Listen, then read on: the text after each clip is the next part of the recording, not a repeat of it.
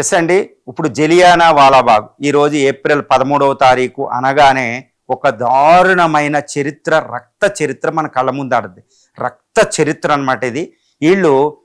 వీళ్ళు ఏమంటామంటే మనం పేరు లేని యోధులు. వీళ్ళ వల్లే ఈరోజు మనం ప్రజాస్వామ్యం, రాజ్యాంగం, ఈ యొక్క ప్రజాస్వామ్యాన్ని, ఈ యొక్క స్వాతంత్ర్యాన్ని అనుభవిస్తున్నాం. ఇండియా గ్రేట్ అని ప్రౌడ్గా చెప్పుకోగలుగుతున్నాం. ఎవరు అంటే జలియానా వాలాబాగ్ 1919 ఏప్రిల్ 13వ తారీఖున బైశాఖీ దినోత్సవంలో అమృత్సర్లో 300 నుంచి 1000 మంది, లెక్క అఫీషియల్గా 309, కానీ అక్కడ ఇంకా ఇన్ఫార్మల్గా రిపోర్ట్ల ప్రకారం కొన్ని వేల మంది.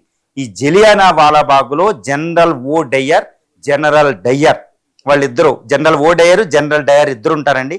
వీళ్ళు గేట్లు మూసి చాలా పెద్ద గోడలు ఉన్న ప్రాంతంలో ప్రజల్ని ఇష్టం వచ్చినట్టు కాల్చేశారు.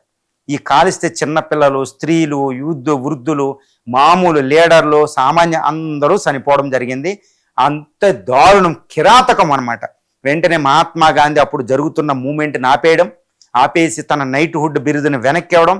Even Rabindranath Tagore, the great, even CF Andrews, Nobel laureates ప్రపంచవ్యాప్తంగా దారుణం.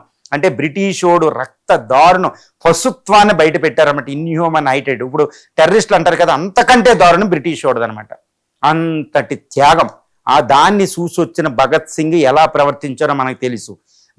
ఆ రక్తాన్ని గుప్పిట్లో పట్టుకొచ్చి ఉద్దమ్ సింగ్ ఆ జనరల్ డయ్యర్ని బ్రిటన్ వెళ్ళి 20 సంవత్సరాల తర్వాత చంపేది వచ్చాడు ఉద్దమ్ సింగ్. గుర్తుపెట్టుకోండి, వాళ్ళని వదలలేదు మన వాళ్ళు, చంపేశారు. ఉద్దమ్ సింగ్ 20 సంవత్సరాలు వెయిట్ చేసి లండన్ వెళ్ళి అదే డయ్యర్ని అక్కడే చంపేసి వచ్చాడనమాట ఉద్దమ్ సింగ్. గుర్తుపెట్టుకోండి, భగత్ సింగ్ అది చేసి వచ్చి ఎంతటి ఘనకార్యం చేసి వచ్చాడో మనం చూసాం. వీరులు పుట్టారన్నమాట. మహాత్మా గాంధీ కూడా దాన్ని దర్శించి వచ్చాడు. ఈవెన్ అల్లూరి సీతారామరాజు వీళ్ళందరూ దాన్ని దర్శించి వచ్చిన వాళ్ళే. అది అంటే భారతదేశంలో దేశభక్తిని రగిలించిన సంఘటన. మరి ఇప్పుడు భారత నేతలకి ఒక question.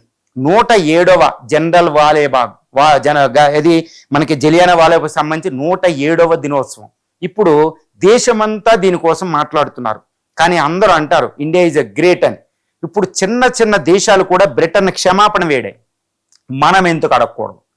The great Modiji, the great Rahul Gandhi, the great లీడర్లు, ఆర్ఎస్ఎస్లు, ఈ సంస్థలు అన్నీ ఉన్నాయి. ఇండియా గ్రేట్, ఇండియా ఇది లేదు అది లేదు అంటారు. కానీ ఇంత దురాఘాతానికి పాల్పడి $40 ట్రిలియన్ సంపద దొంగిలించుకెళ్ళింది. ఎలాగో అది మనకి చెల్లించలేదు కాబట్టి మనం అడగం.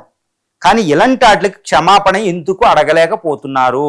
ఇప్పుడు క్షమాపణ చాలా చోట్ల, బ్రిటన్ వెళ్ళి చాలా చోట్ల చెప్పింది, అమెరికాకి వెళ్ళి సారీ చెప్పింది, తర్వాత జపాన్ వెళ్ళి అణుబాంబు వేసినందుకు ఆల్మోస్ట్ సారీ రూపంలో అమెరికా కూడా చెప్పగలిగింది.